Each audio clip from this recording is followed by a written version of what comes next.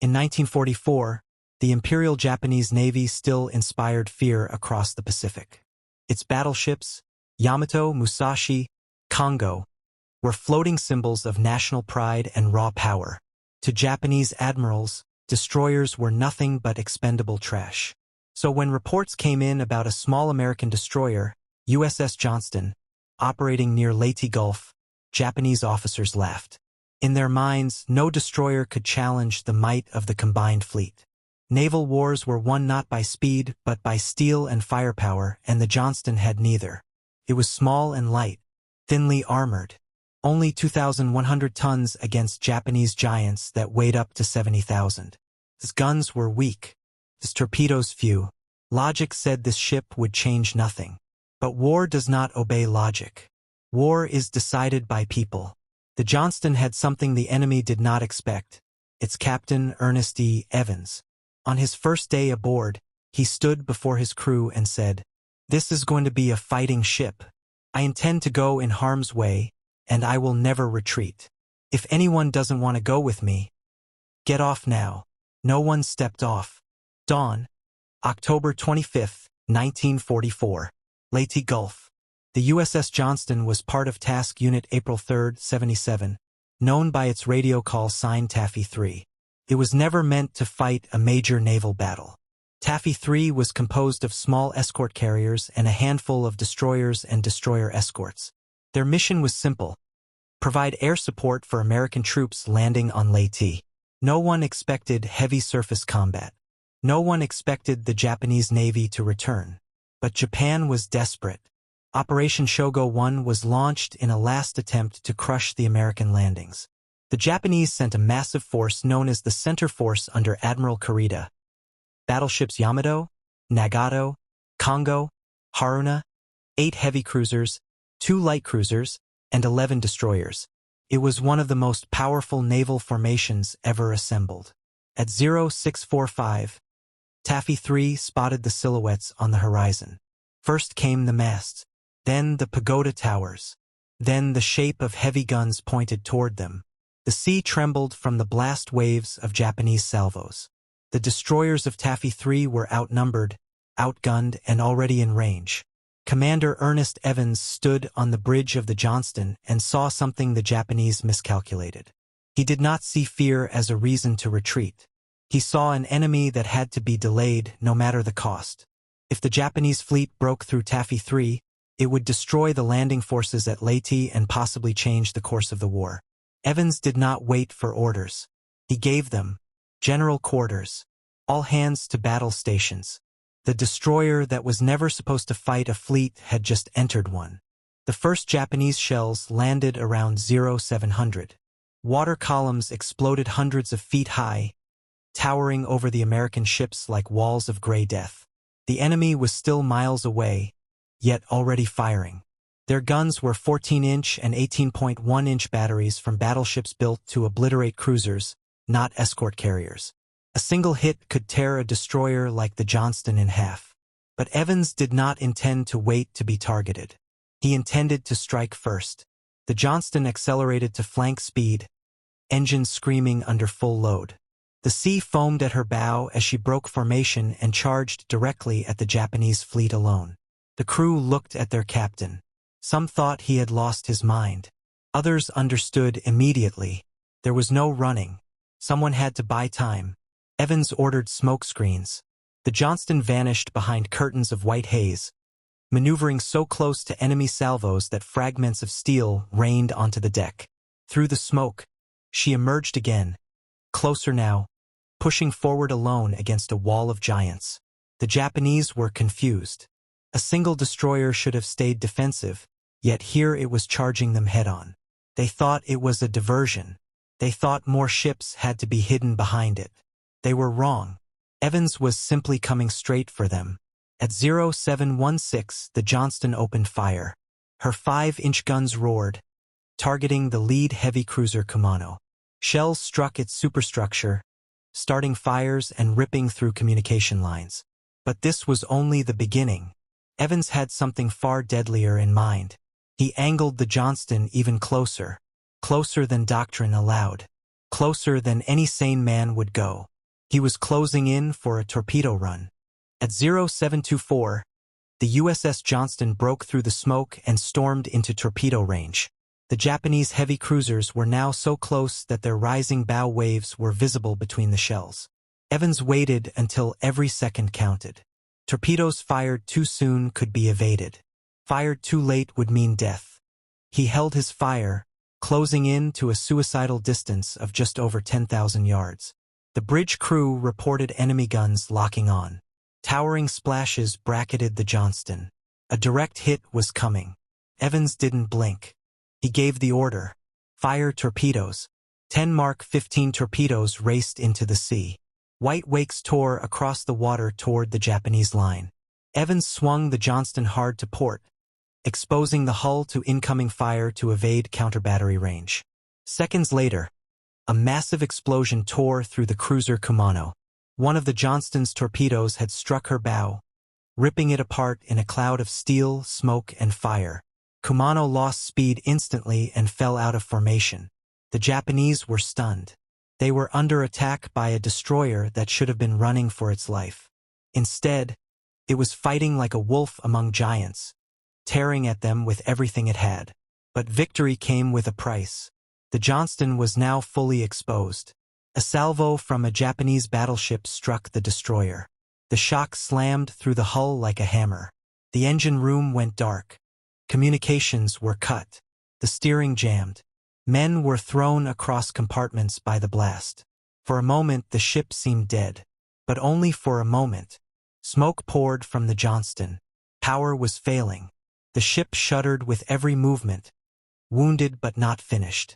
Below deck, damage control teams fought flooding and fires. Sailors worked in darkness, choking on smoke, passing tools hand to hand because the lights were gone. Men who could have abandoned stations stayed. They refused to let the ship die. On the bridge, Evans gave the order that defined him. Bring the engines back online. The chief engineer replied that the ship had taken too much damage. Evans answered with a sentence that echoed through the steel passageways. Do whatever it takes. We are not retreating. Within minutes, propulsion was partially restored. The Johnston could still maneuver. Not fast. Not clean, but alive. Evans pointed the bow back toward the enemy. The Japanese thought the destroyer was dead. They were wrong. It was coming back. The Johnston re-entered the smoke screen and continued firing, targeting the enemy cruisers to shield the escort carriers behind it. The destroyer Herman and destroyer escort Samuel B. Roberts joined the fight, inspired by Johnston's attack. 3 small ships were now charging a fleet that should have annihilated them in minutes. Evans gave another order that shocked his crew. Close to 5,000 yards. Engage with guns. The Johnston stormed forward again, taking hit after hit but never slowing. The deck was slick with seawater and blood. Guns overheated. Ammunition runners sprinted across the open deck in the middle of enemy fire. The Japanese opened full salvos, scoring more hits. But the destroyer kept coming. This was no longer a naval engagement. It was a knife fight at sea. The range closed to brutal proximity. The Johnston was now so close to the Japanese cruisers that their deck guns could not depress low enough to hit her. She was inside their minimum range. Evans had turned his destroyer into a knife at the throat of a giant. The Johnston's 5-inch guns began to land accurate, punishing shots. Shells hammered enemy bridges, rangefinders, fire control stations. One by one, Japanese guns began to fall silent. But the destroyer was taking punishment in return. The bridge was hit. Communications were lost again. The forward guns were operating by voice command only. Men passed range corrections by shouting across fire and wind. Smoke burned their lungs. Still, they did not break. The Japanese heavy cruiser Suzuya attempted to turn its massive guns on the Johnston, but Evans ordered rapid course changes. Weaving through incoming fire, the destroyer answered with constant gunfire, firing so fast that the barrels glowed red. Ammunition stores ran low. Men ran below deck to haul shells back up by hand. Every shot mattered now. Evans maneuvered so aggressively that Japanese sailors began to panic. Reports from survivors later revealed the shock on the enemy cruisers. They could not understand how a destroyer was still fighting after taking so many hits. They believed they were fighting a ghost ship or a decoy. Then the unbelievable happened. A Japanese battleship began to retreat, believing a larger fleet must be behind the smoke. The Johnston, bleeding from every wound, had just forced a battleship to back down. But the price for defiance was rising. The Johnston took another shell hit below the waterline. Flooding increased. Speed dropped. One of the engines failed completely. The ship began to list. And yet she continued firing. Evans still refused to retreat. By 8:20, the sea around the Johnston looked like a floating graveyard. Oil burned on the surface. Shells fell like rain. Wounded men crawled across the deck to keep the guns loaded. Evans, now wounded himself and bleeding from shrapnel in his face and hands, still stood on the open bridge giving orders. He had lost one engine, lost communications twice, lost radar, lost half his crew, but he had not lost his purpose. The Japanese regrouped. Furious and humiliated, they concentrated fire on the Johnston at last. Shell after shell smashed into the destroyer. The aft gun was destroyed. The number 1 turret fell silent. A direct hit tore apart the forward fire control. But the Johnston did not surrender. When the guns were destroyed, her crew used the remaining ones. When ammunition for armor-piercing shells ran out, they switched to high explosive. When even that began to run low, they fired star shells, illumination rounds, directly at the enemy ships, using them as weapons. The destroyer Samuel B. Roberts, fighting nearby, sent a final radio message that summed up what the fleet was witnessing. This destroyer is fighting like a battleship. Evans gave his last aggressive order. Close to 3,000 yards. Open fire on everything.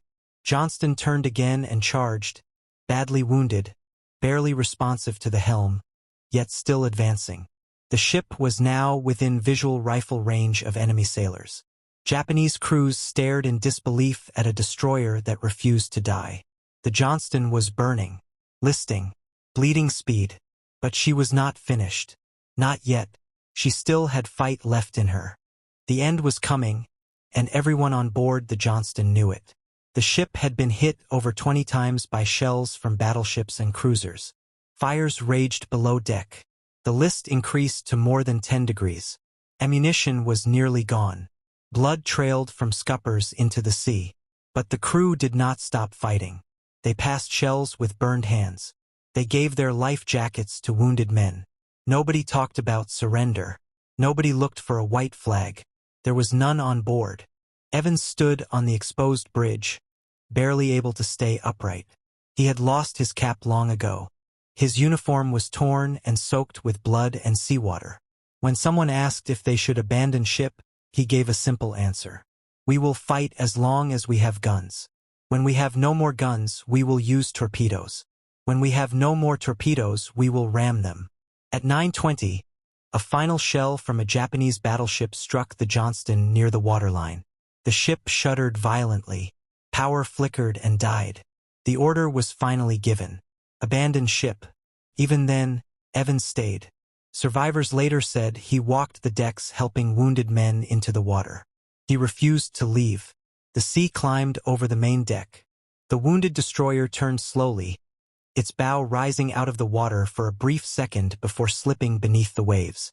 At 9:45, the USS Johnston disappeared from the surface of the Pacific. More than half the crew never made it out. Those who survived did so on wreckage in shark-infested waters, waiting days for rescue.